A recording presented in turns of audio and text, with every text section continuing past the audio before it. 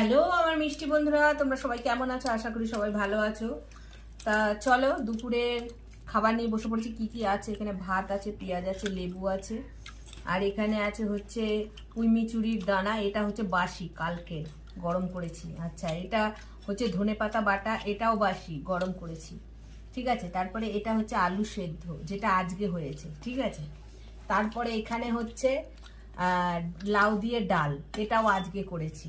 ঠিক আছে, আর এইখানে আছে হচ্ছে কষা কষা মাংস কষা। ঠিক তো দেখতে পাচ্ছ, এক ফোঁটা জল জল নেই, কিন্তু জল মানে ঝোল, পুরো কষা, জল পড়বে না এক ফোঁটা। কষা কষা মাংস কষা। ঠিক আছে, চলো এটাও আজকে। চলো তাহলে খেতে থাকি আগে। চলো বন্ধুরা, আগে ধনেপাতা বাটা দিয়ে খেয়ে নিই। খুবই ভালো লাগে এটা, এটা ওই জন্য বেশি করে করে রাখি, যাতে 2 দিন 3 দিন হয়ে যায়। তুমি কিছু নেবে না?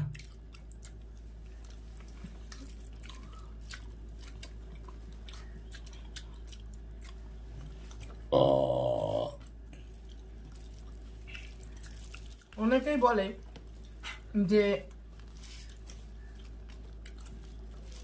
বাসি তরকারি ভালো লাগে না, কিন্তু আমার আবার বাসি তরকারিতেই আমি বেশি টেস্ট পাই।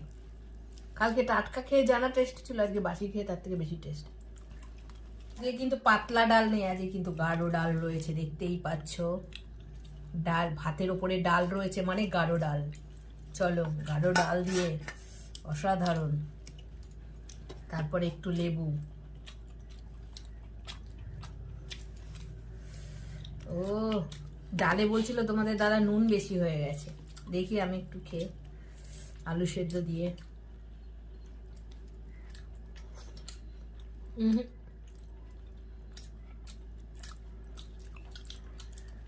ঠিকই তো আছে গো নুন।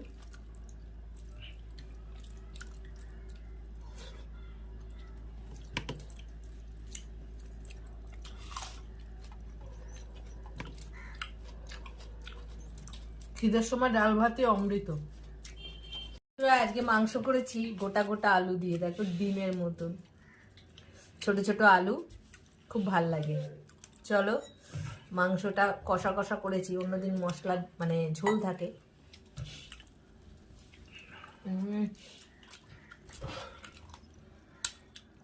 চলো, ঝোল নেই তো, একটু ভাত মাখতে অসুবিধা হবে, কিন্তু এই কষা কষা মাংস দিয়ে রুটি পরোটা এইসব খেতে ভাল লাগে।